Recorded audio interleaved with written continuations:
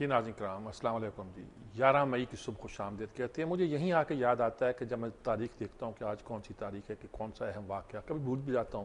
کل 10 مئی تو یاد رہ گیا تھا کہ یہ یوم آزادی تھا ہمارا یا یوم انقلاب تھا یا کچھ کہہ لیجیے غدر کہتے تھے جس کو انگریز.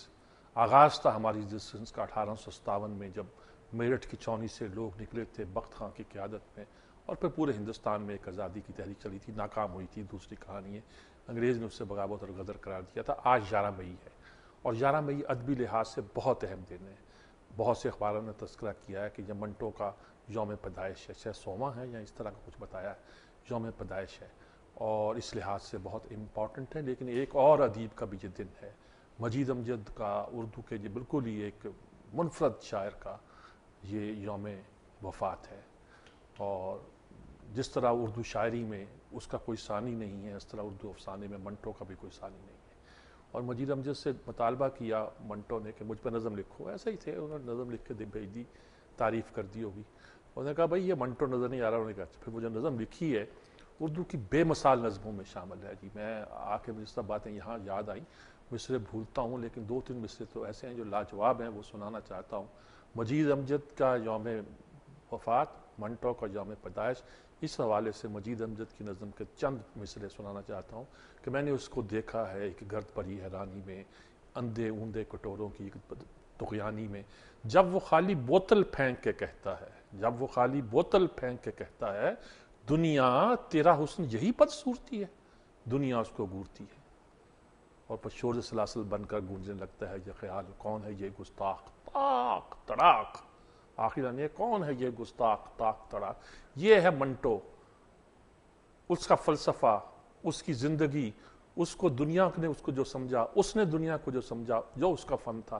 3 لائنوں میں جب وہ خالی بوتل پھینک کے کہتا ہے دنیا تیرا حسن یہی بدصورتی ہے دنیا اس کو گھورتی ہے. جتنے مقدمے بنے اسی الزام میں بنے کہ اس نے خالی بوتل پھینک کے یہ کہا تھا. بوتل تھی ہاتھ میں پھینک کے کہا تھا کہ دنیا تیرا حسن یہی بدصورتی یہی بدصورتی ہے. دنیا اس کو گھورتی ہے. دنیا گھورنے لگی. مقدمے قائم کرنے لگی. آج تک بھی فارسی میں اس کا نام لیا جاتا تھا. امجد جیسا ہی معاملات کو سمجھنے والا شاعر جو ہے زیرک بریک بن یہ بات کہہ سکتا تھا اور منٹو پہ اس سے اچھا تبصرہ کوئی شاید ہی کسی نے کیا ہو. لیتے ہیں ایک وقفہ. وقفے کے بعد حاضر ہوتے ہیں.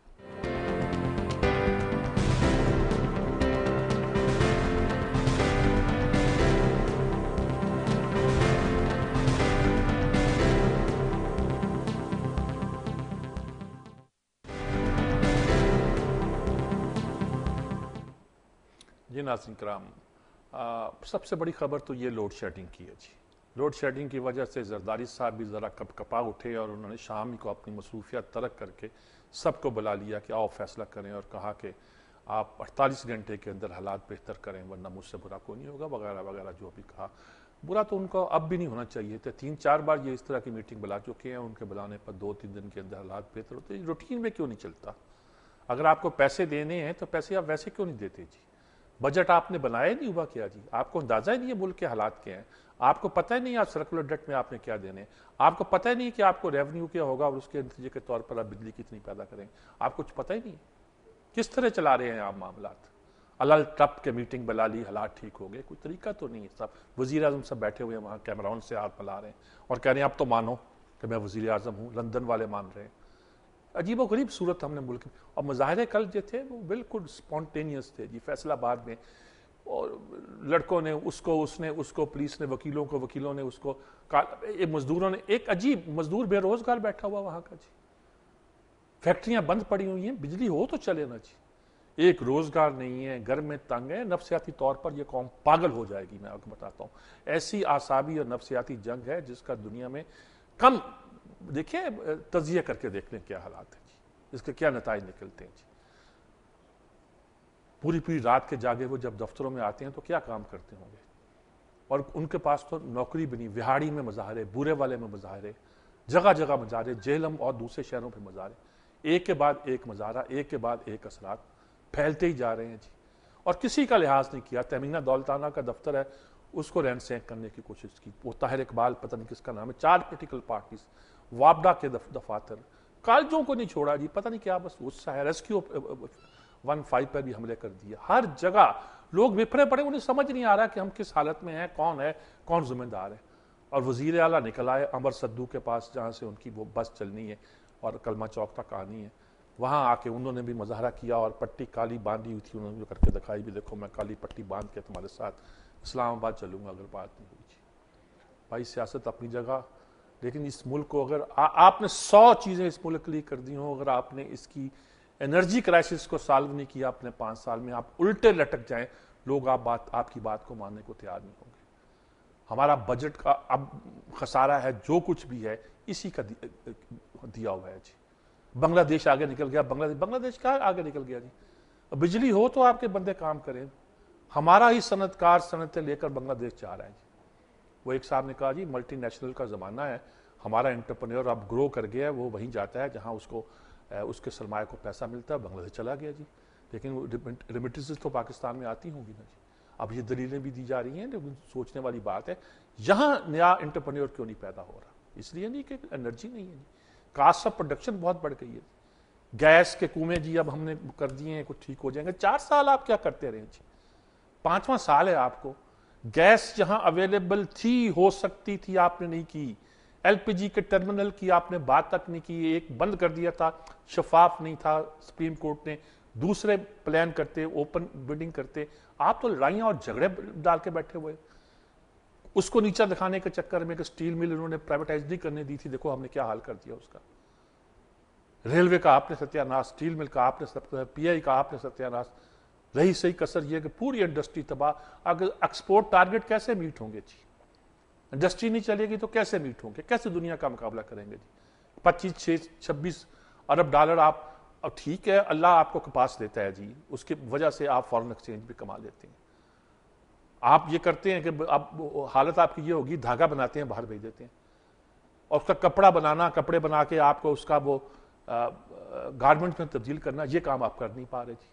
کیونکہ یہ کام چھوٹا انڈسٹریز کرتا ہے جو بیٹھا ہوا سٹیچنگ کراتا ہے عورتوں سے, کم لیبر پر دستیاب ہو جاتی ہیں, وہ آپ کرا نہیں سکتے جی. بجلی نہیں ہے, کہاں آپ کریں گے جی.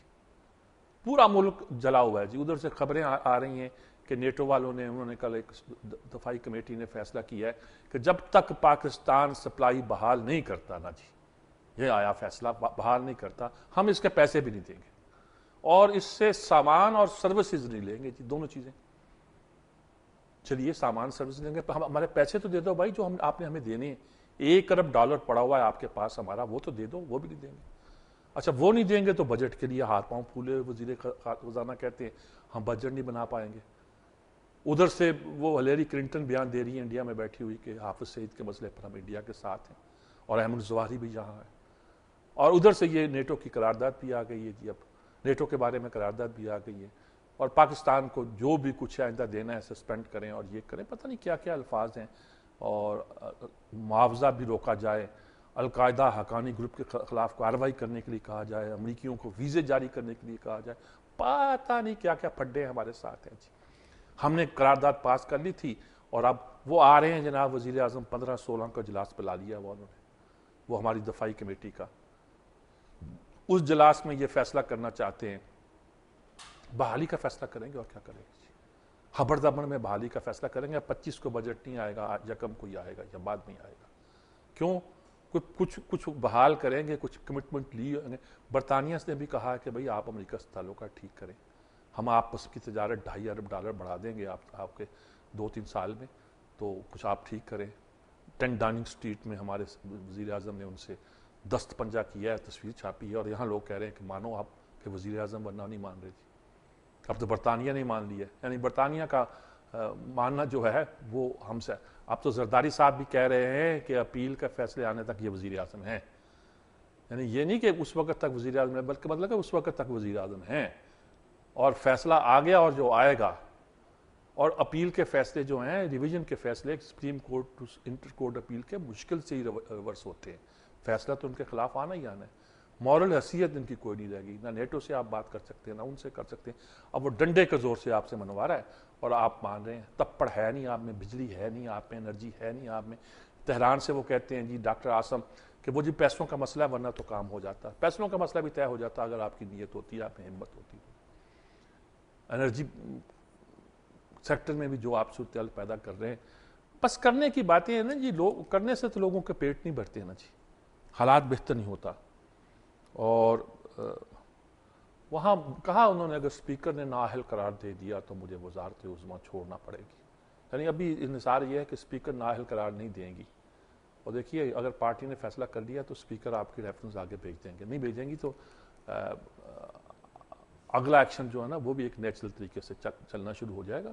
آپ کو جانا ہے نا آپ کی پارٹی آپ میں انٹرسٹڈ, نہ کوئی آپ اور آپ میں انٹرسٹڈ ہے, نہ امریکہ انٹرسٹڈ ہے, آپ کو پتہ ہے اس بات کا.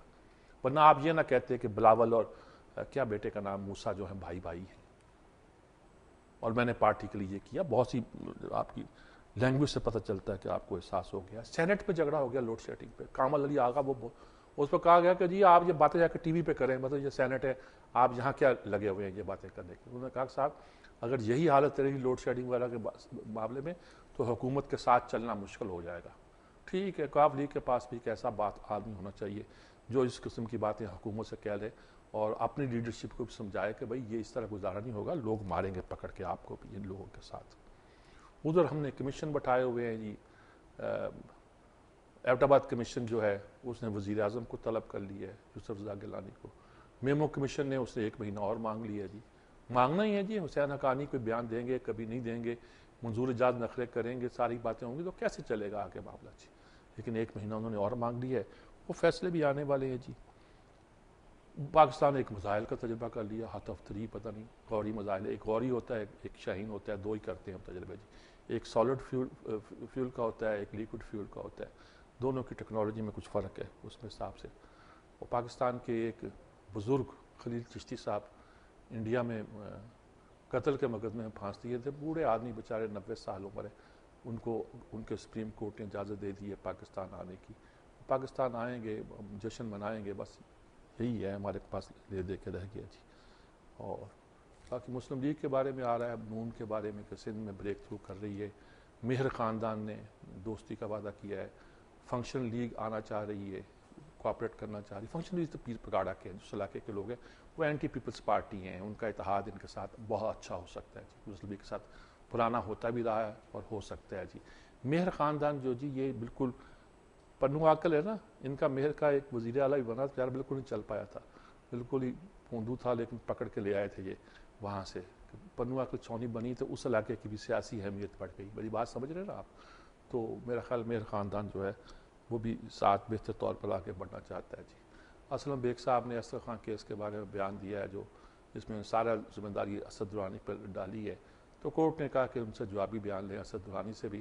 ان کا مطلب ہے کہ پیسے خرچ کرنے کی ساری ذمہ داری جو تھی وہ ISI چیف کے سپرد تھی اور انہوں نے کیے ہوں گے, مطلب ہوئے تو ہیں, کیے انہوں نے ہوگا جی. بس جی یہی خبریں ہیں رونے دھونے کی. لیتے ہیں ایک وقفے کے بعد حاضر ہوتے ہیں.